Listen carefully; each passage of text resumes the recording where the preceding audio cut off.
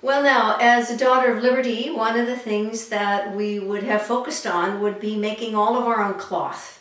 And one of the most essential cloths in the colonies that was used for many of our undergarments and also for heavy utilitarian items was linen. Now, linen is made out of flax, and flax is a plant. The plant is super easy to grow. It grows in 3 months, and it is harvested after 3 months by pulling up the whole plant by the roots so that you get the maximum length of fiber without disrupting any of the plant. The plants are then laid out to dry, and after they are dried, then they are put into a swamp where they are submerged in the water and they sit for 2 weeks, and it can be very smelly. So many towns had a particular place where you were allowed to rot or ret your flax. The flax then, once it was rotted, it would break down the outer covering around the outside of the plant and expose, able to expose the inner fiber, which is especially long and strong. The fibers run from 22 to 36 inches. The flax then, once it was rotted, was hammered so that it breaks up the chaff, it breaks up the outer covering, and then it was run through beds of nails, finer and finer, and it was called scutching and heckling. So the broken flax is, you can still see here, this is broken flax, and it has bits of chaff in it. And it's also still colored green from where it was rotting in the water. So this is the basic plant at the first stage of processing. It's quite messy, so I'm going to close that up. So again, that is broken flax. All that has happened is it's rotted and then it's been pounded. Okay, now the next stage is scutching. Scutching, heckling, hatcheling, it comes, depending on the origin of the person and what their language is, they have different ways of running the flax through beds of nails that stuck upright. And this is scutched flax. It looks very much like it's been combed. And if you notice how long the fibers are, and they have much less of that green tinge, although there is still some down here, and there are still just little bits of chaff mixed in too. But this is scutched flax, and as you see, they do everything they can to keep the organization so that it runs in a bundle. The bundle then is easier to handle when you go to spin.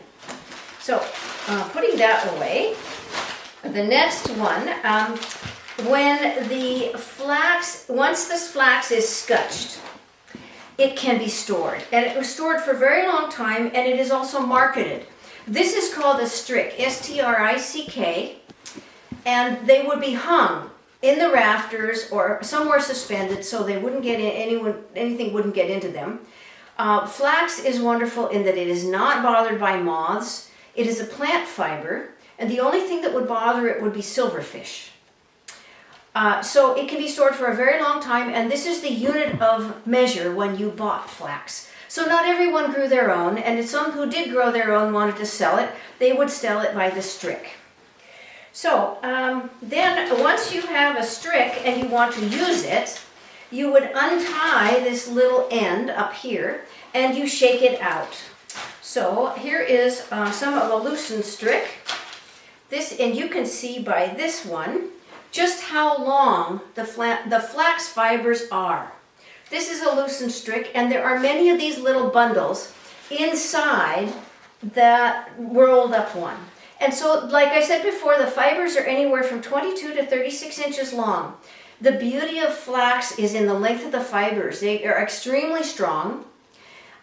They are not always easy to spin. They have to be treated rather carefully to not be messed up. And if you're organizing your flax and are combing it or making it so that it's nice and smooth to spin, you will end up with a gnarled little bundle like this.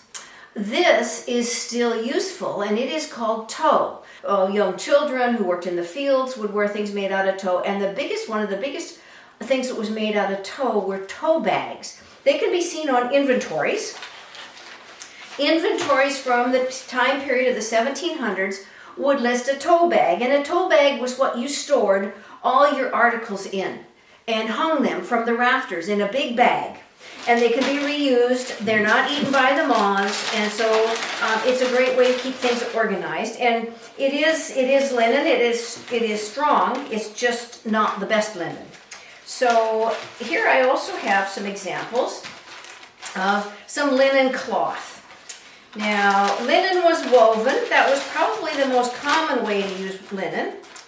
It was woven into cloth, and this is all the sorts of garments that were worn in the summer would be made out of this kind of linen. This is the natural color linen. It is bleached into white. It is dyed into colors. It doesn't take color as well as wool, and it doesn't take color as well as silk. And so sometimes the colors are muted and a little faded, which would be characteristic of anyone who had been working out in the field. Now, the other items that I have to show are, this is the spun thread. This is a thread that is ready to be used, that is just spun for weaving or knitting, doesn't matter. Linen itself, the beauty of linen is it has no stretch. So when you make something out of linen and you finish it, that is the size that it's going to be. It doesn't stretch. And so where there are uses that can't tolerate stretch, linen is the ideal item. And hemp is just another version of linen. So a lot of the sails for ships would be linen. All the paintings that were painted on canvas, it was linen.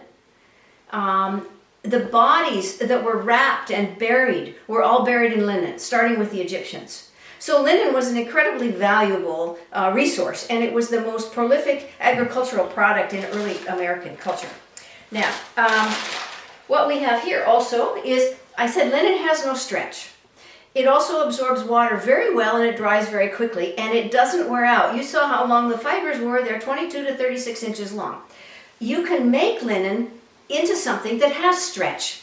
So I have spun this linen in not a particularly fine spin, but this is a market bag. And the way I got the stretch into the market bag was with the stitch that I used when I was knitting. So I can put a lot of weight in this market bag, irregularly shaped items. Anything will fit in here if it goes in through the opening, and there's no way that it will break because it's linen. Now linen, as it was used over years, a linen sheet might last 100 years if treated properly. It was replaced by cotton once the Industrial Revolution came along and made cotton processing easier. But cotton doesn't hold a candle to the durability of linen. And one of the reasons is that linen does not produce lint.